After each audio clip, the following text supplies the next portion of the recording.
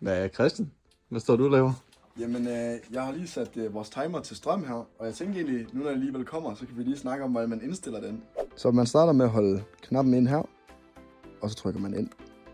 Så kommer man til pausetid, trykker ind på den. Sådan der. Lige nu er den indstillet til 60 minutters pause. Det kan man justere ved at trykke op og ned her. Eller trykke pilen til venstre, for at kan indstille så videre henad. Så trykker man 2 gange på knappen her til højre. Så kommer man ud. Så kan man holde knappen ind igen. Tryk ind igen. Og så tage pilen op til i midten, hvor man kan få smøretiden. Indstille den. Og trykker ind 2 gange på den. Og den her, det er så i sekunder.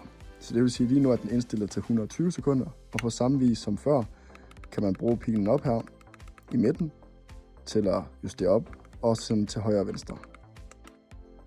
Og så trykker man End.